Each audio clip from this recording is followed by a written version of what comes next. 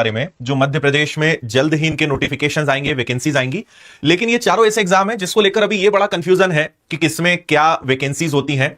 तो सभी में हम समझेंगे कि इनमें कौन कौन से डिपार्टमेंट्स हैं, इनमें कौन कौन से पोस्ट होते हैं, फिर इसमें सिलेबस क्या है, एग्जाम का पैटर्न क्या है, पढ़ना क्या है, एज क्या है, हर छोटी से छोटी चीज के बारे में आपको बहुत आसान शब्दों में मैं समझाने वाला हूं। तो ग्रुप 1 एक तो पढ़कर और समझकर चीजें याद ही नहीं रहती है। ग्रुप 1 सब ग्रुप 1, फिर ग्रुप 1 सब ग्रुप 3, फिर ग्रुप 2 सब ग्रुप 1, तो आप इतने में ही चकरा जाओगे। फिर ग्रुप 4 का ग्रेड 3। तो इन चारों को एकदम स्पष्ट, आसान और सिंपल भाषा में समझते हैं कि इन सब में क्या होता है, क्या पढ़ना है। आइए शुरुआत करते हैं। इन सब का जो धमाका हुआ है वो सबसे पहले आपने देखा कि 31 जनवरी 2024 रात में शाम में आपको एक नोटिफिकेशन दिखता है ईएसबी की वेबसाइट पर, जिसमें ये सभी एग्जाम्स के बारे में लिखा हुआ मिलता है ना।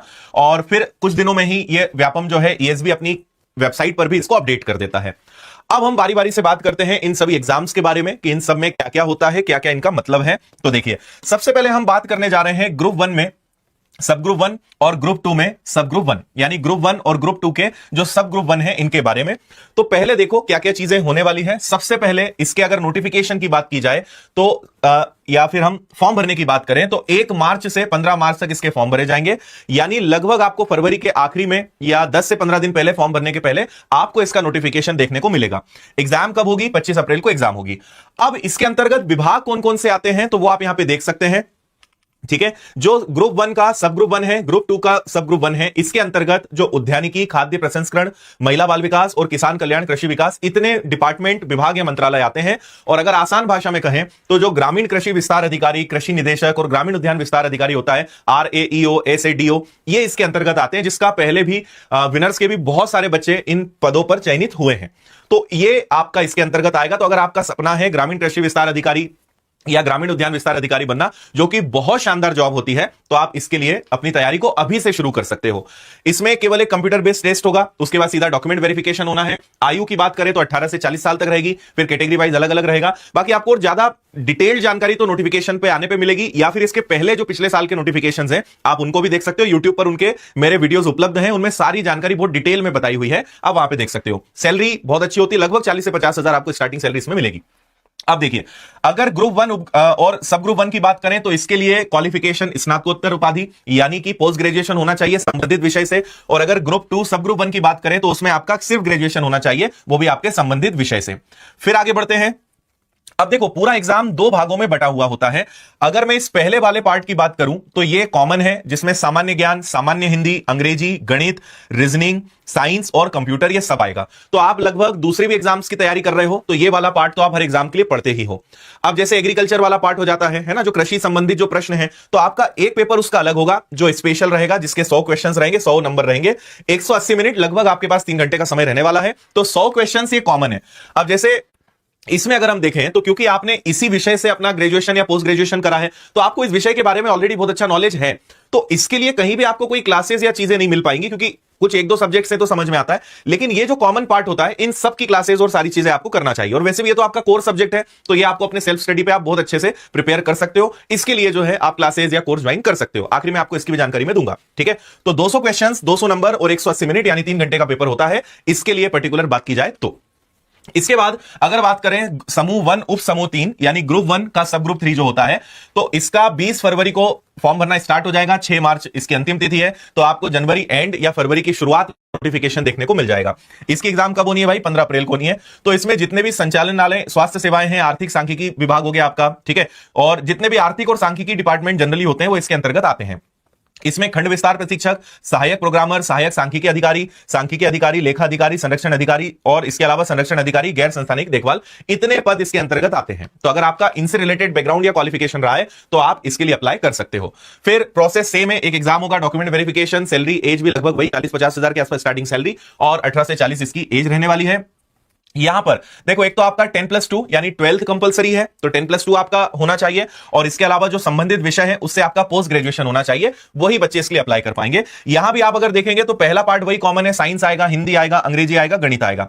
दूसरे पार्ट में आपको सामान्य ज्ञान मिल जाएगा, अभिरुचि यानी आपकी रीजनिंग हो गई, कंप्यूटर हो गया, तार्किक योग्यता हो गया, और यहां पे प्रबंधन एक विषय हो जाएगा जो आपको इसके लिए पढ़ना पड़ेगा। तो दोनों पार्ट लगभग कॉमन है जो आपके यहां पे होंगे। बाकी हो सकता है कि आपका जो बैकग्राउंड है, जो सब्जेक्ट है, उससे रिलेटेड क्वेश्चंस भी यहां पर पूछे जाएं, तो वो जब नोटिफिकेशन आएगा तब हमें ज्यादा क्लियर हो पाएगा। लेकिन आज के इस वीडियो से आपको क्लैरिटी आ जाएगी कि कौन सी एग्जाम्स आपकी काम की है, कहां पे आपकी क्वालिफिकेशन मैच होती है, उसके लिए क्या पढ़ना पड़ता है और इनमें बनते क्या हैं, क्योंकि अभी भाई ग्रुप 1 सब ग्रुप 1, अब इसमें क्या बनोगे ये कैसे पता चलेगा, तो वो बताने के लिए ये वीडियो आज हम आपके लिए लेकर आए हैं। ठीक है, इसके अलावा जो समूह 4 या इसका ग्रेड 3 होता है, ग्रुप 4 का ग्रेड 3 होता है, ये बेसिकली पूरा स्टेनो और जो शॉर्ट एंड वाले जो बच्चे हैं उनके लिए ये वैकेंसी रहेगी। 4 फरवरी से फॉर्म भरना स्टार्ट होंगे, 18 फरवरी लास्ट डेट रहेगी, जनवरी में इसका नोटिफिकेशन आपको देखने को मिल जाएगा, 30 मार्च को इसकी एग्जाम है। और इसके अंतर्गत इतने सारे विभाग आते हैं जहां पे आपको स्टेनो या शॉर्ट हैंड की अपनी जो स्किल्स हैं उसकी जरूरत आपको पड़ती है। और इसमें बहुत सारे और भी पद हैं, ठीक है, जहां पे सहायक राजस्व अधिकारी, राजस्व निरीक्षक जिसको रेवेन्यू इंस्पेक्टर हम कहते हैं, प्रयोगशाला सहायक, कनिष्ठ सहायक, ग्राम विस्तार अधिकारी हो जाएगा, ग्रेड 3 हो गया, तकनीकी सहायक, और ये सारे शीघ्र लेखक और स्टेनो डेटा एंट्री ऑपरेटर ये सारे हो गए। तो कुछ ऐसे भी हैं जहां पे आपको केवल मतलब स्टेनो या जो शॉर्ट हैंड होता है उसके अलावा भी आपके राजस्व के जो विभाग हैं और उसके जो अधिकारी इंस्पेक्टर पोस्ट जो है इसमें भी आप जा सकते हो। तो यहां पर सारी चीजें एकदम सेम है, किसी प्रकार का कोई चेंज नहीं है, बाकी पोस्ट पे डिपेंड करता है आपकी सैलरी क्या रहेगी। अब यहां पर देखो अलग अलग पोस्ट है, उनके लिए अलग अलग चीजें रहेंगी, तो उसको आपको समझना पड़ेगा। पहला तो आपका 10+2 कंपलसरी होना चाहिए, ठीक है। दूसरा, आपके पास कंप्यूटर एप्लीकेशन में कोई प्रमाण पत्र जैसे डीसीए या पीजीडीसीए आपके पास एक होना चाहिए। फिर तीसरा, आपका जो एक सीपीसीटी है ये आपके पास एक और होना चाहिए।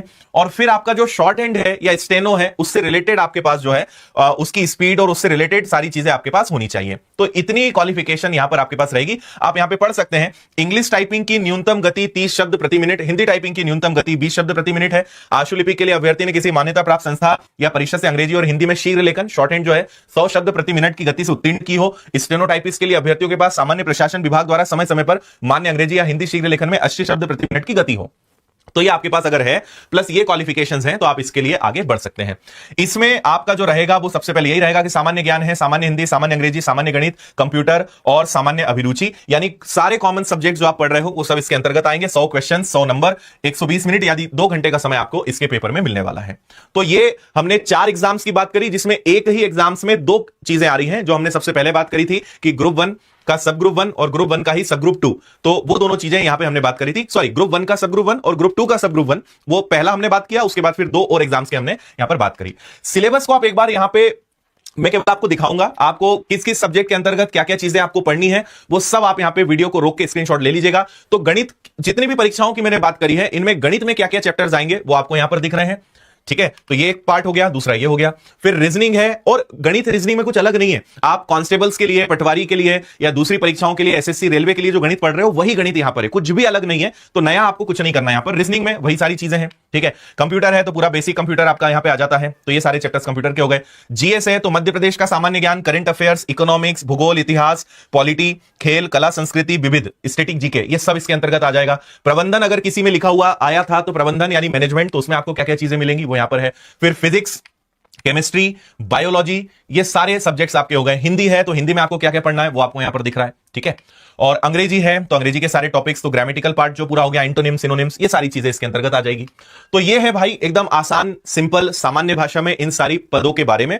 तो जो कॉमन पार्ट है वो आप आराम से तैयार कर सकते हो यहां पर, उसके लिए विनर्स इंस्टीट्यूट, पूरा सारे टीचर्स हैं, सारी चीजें हैं। और जो टेक्निकल या पर्टिकुलर आपके सब्जेक्ट रिलेटेड जो क्वेश्चंस हैं वो आप अपने लेवल पे सेल्फ स्टडी पे आराम से कर सकते हो। उसके लिए किसी भी और एक्स्ट्रा चीज की जरूरत नहीं है, आपके पास सारा मटेरियल और सारी चीजें आपके पास होंगी, उससे पढ़ना आप शुरू करोगे। पुराने पेपर्स का रेफरेंसेस देखोगे तो आपको पता चलेगा कि किस किस लेवल की चीजें आती हैं। विनर्स के एप्लीकेशन पे हम सभी के पीवाईक्यू डलवा देंगे, वहां से आप डाउनलोड करके प्रीवियस पेपर का आइडिया आपको लग जाएगा कि किस प्रकार के क्वेश्चंस आते हैं। तो जो आपका स्पेशलाइज्ड पार्ट है वो अपने लेवल पे आप तैयार करना शुरू करिए, और बाकी ये जितने भी maths, reasoning, GS, science, computer और ये सारे सब्जेक्ट्स हैं ये आप विनर्स के साथ आराम से तैयार कर सकते हो। क्योंकि ये हमारे पास बहुत दिनों से आ रहा था कि सर जो कॉमन पार्ट है उसको हम कैसे करें, क्योंकि कई सारे बच्चे शायद